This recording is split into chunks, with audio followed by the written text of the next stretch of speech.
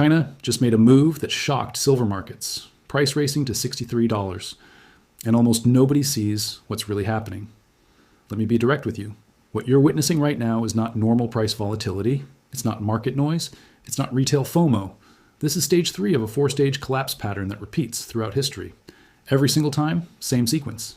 Every single time, most people only wake up when the door is already closing. By the end of this video, you'll understand exactly where we are, why this time feels different, and what you need to do right now to protect yourself, or position yourself to thrive when the system breaks. Let me walk you through the pattern that's about to unfold. Stage 1 is called establishment. The system gets built. Everyone trusts it. Prices are stable. Supply seems reliable. Institutions promise you everything is under control. Everything is fine. Everything is normal. For decades, they're actually right. You believe them because there's no reason not to. The rules are clear. The system works. You feel safe. Stage 2 is manipulation. This is where the rot starts, but nobody can see it yet. Real supply becomes weaker than anyone admits. But instead of being honest about it, the system prints paper substitutes, paper promises, financial contracts, claims to deliver something that might not actually exist in the quantity promised. Leverage grows quietly. Confidence stays high because everything still looks normal on the surface. But underneath, stress fractures are spreading. Hidden counterparties are betting against each other on promises that can't be kept. Most people have absolutely no idea the foundation is collapsing. Stage 3 is the squeeze. This is where denial breaks down and reality forces its way through. You can't ignore what's happening anymore. Supply actually runs short. People who thought they had guaranteed access suddenly find doors closing. Prices spike violently. Whoever is in control starts making emergency moves, changing rules, halting operations, tightening access. Institutions that ignored all the warning signs are now in full panic mode. It's chaotic, it's frantic, and it's terrifying if you don't understand what's coming next. Most people finally wake up here. In stage 3, right when it's almost too late to protect themselves. Stage 4 is the break. The system fractures completely. Contracts get settled differently than promised. Old rules don't apply anymore. New rules appear overnight. Paper promises become worthless. The official narrative splits completely from on-the-ground reality. There are trading halts, forced conversions, suspensions, rationing. People discover that what they thought they owned, they actually don't control. And if you prepared, if you moved ahead of stage 3, you're positioned perfectly to not just survive, but thrive in stage 4. We are deep in stage 3 right now, but most people still don't see it. Here's why this isn't just another market. Here's why you need to pay attention. This metal is not a speculative asset. It's not a collectible. It's the backbone of modern life. Every solar panel you've ever heard about needs it. Electric vehicles need it. Cell phones, computers, medical devices, industrial manufacturing, telecommunications infrastructure, all of it depends on this one element. You cannot easily substitute it. You cannot print it into existence. You cannot vote it into being.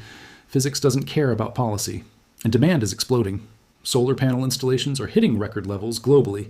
EV adoption continues to surge. Industrial applications keep expanding.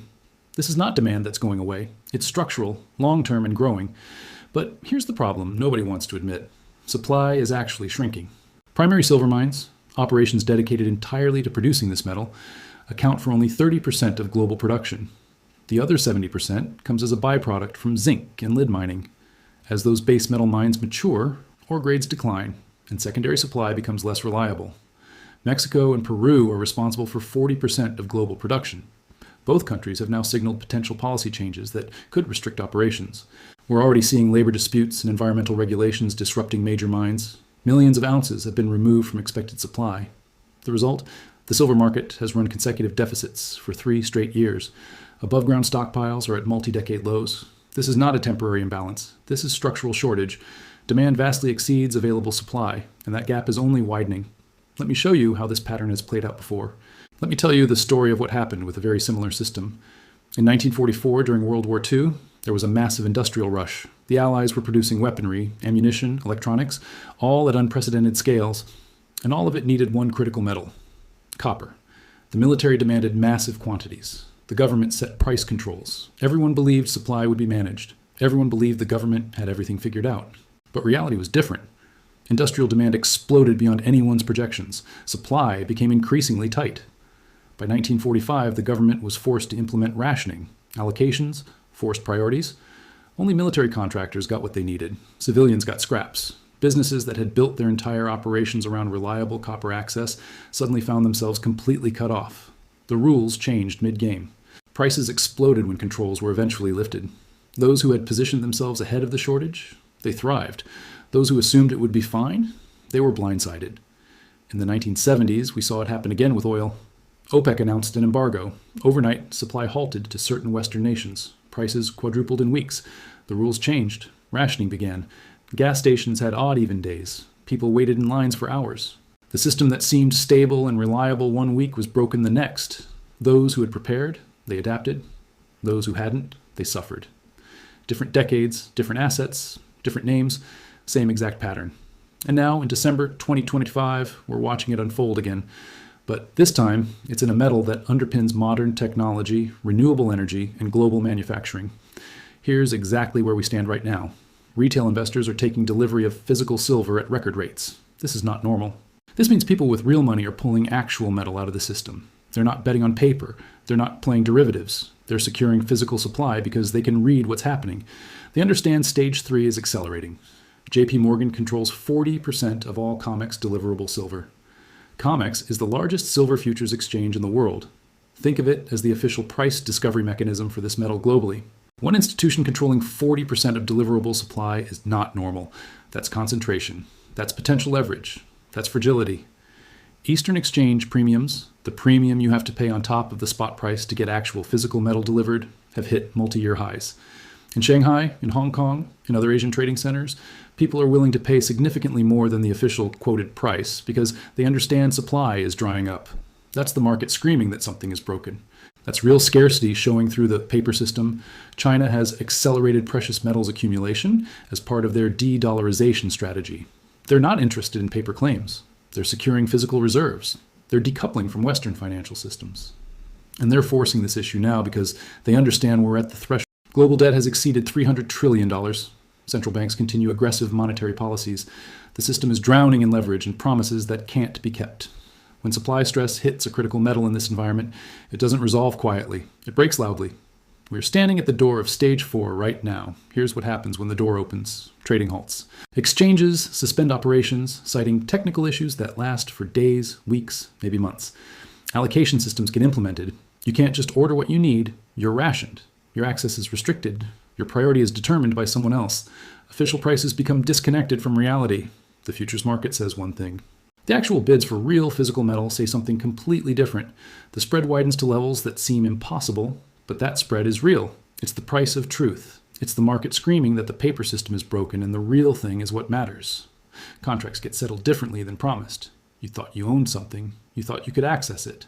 But the fine print changes. Terms shift. Forced conversions happen. What was promised to you in January looks completely different by March. Delivery becomes nearly impossible. You order something and discover it's back-ordered indefinitely. Sold out. Conditions apply. Due to supply constraints, the system that seemed liquid and accessible becomes opaque and broken. People who prepared, who moved ahead of stage 3, already own physical supply or have it secured in allocated storage. They're not dependent on someone honoring a promise. They control their exposure. They're protected. People who assumed it would all work out, they're calling customer service and discovering their access is frozen, their orders are canceled, or their exposure is valued at a fraction of what they thought it was worth. It's brutal, it's fast, and it's entirely avoidable if you act now. Here's your playbook. This is what you do starting today. Step 1, understand the difference between owning something real versus having paper exposure. Paper is convenient. You can access it in your brokerage account. You can trade it instantly. But paper is a promise. It's dependent on a counterparty, a bank, a broker, an institution, honoring their commitment to you. When stage 4 arrives, when the system seizes up, paper becomes very difficult to convert into something real. Counterparties fail. Access gets restricted. Ownership becomes theoretical. Real physical ownership means you control it directly. You're not dependent on someone else's promise. Step 2, choose the most robust, lowest counterparty risk form of exposure.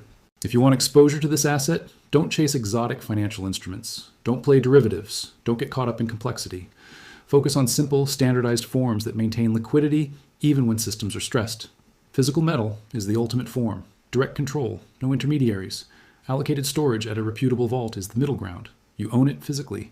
It's segregated in your name, but it's professionally secured and insured. These are the forms that survive stage 4. Step 3.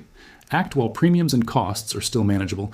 Right now, elevated as prices are, access is still relatively open. Friction is high, but not yet astronomical. Doors haven't slammed shut. In stage 4, all of that changes. When the squeeze truly tightens, premiums can spike 50, 100, even 200%. Or worse, things become impossible to buy at any price. You want to position yourself now, ahead of the panic, when you can still act rationally. Step 4. Focus on simplicity and liquidity, not exotic plays. Avoid leverage. Avoid complex financial structures you don't fully understand. Avoid anything that requires multiple counterparties to perform. Simplicity survives. Complexity dies in a crisis. When the system is stressed, simple assets maintain access and liquidity. Complex plays evaporate. Step 5. Allocate a reasonable percentage of your resources, not everything. This is risk management, not gambling. Think of this as insurance combined with opportunity. A modest allocation, perhaps 3 to 5% of your liquid assets, depending on your situation, gives you meaningful protection without destabilizing your overall financial structure. Enough to matter if things break, not so much that you're financially reckless if they don't. Step 6. Structure your exposure so you maintain actual control. If you hold physical or have it in allocated storage with clear segregation in your name, you're in control. You're not dependent on a promise. You're not exposed to indirect consequences of someone else's failure. This matters more than people realize. When stage 4 hits and the system fractures, control is what separates being protected from being trapped. Now zoom out with me. This crisis in this metal is not happening in isolation. It's one crack in a much larger, more fragile system. A system built on leverage, on promises, on the assumption that everything will always work out, that supply will always be available, that institutions will always honor their commitments, that the rules won't suddenly change. But the rules do change. Supply does run short. Promises do get broken. And when stress hits, the system prioritizes survival, not fairness. This is happening simultaneously across currency systems, debt markets, supply chains, and geopolitics. This metal is just one of the most visible signals. It's one of the clearest early warnings. History shows us that systems built on excessive leverage and hidden fragility have limited lifespans. We're deep into the late innings of this cycle. The next 12 to 24 months will be critical. You have a binary choice in front of you. You can recognize the pattern right now. You can understand where we are. You can act now, not as a gamble, but as rational risk management. You can position yourself now ahead of the masses, while access is still open and costs are still manageable. And when stage 4 arrives, when the system breaks, you'll be protected. You might even thrive. Or you can ignore it. You can tell yourself the system is too big to fail. You can assume the government will fix it. You can believe this time will be different. And then, when the rules change, overnight, when supply halts, when promises are rewritten, you'll say to yourself, how did this happen so fast? How did I not see this coming? The choice is yours, but make it now. Because the door to stage 3 is closing, and stage 4 is not far behind. If you understand what I am telling you, if you're starting to see the pattern, then you need to understand the deeper layer of what's happening. Because this crisis in this metal is connected to something even larger: currency debasement, geopolitical realignment, de-dollarization, the structural collapse of post-World War II financial order. That's the real story. And that's what I'm breaking down in the next video. Subscribe, turn on notifications, and I'll see you there.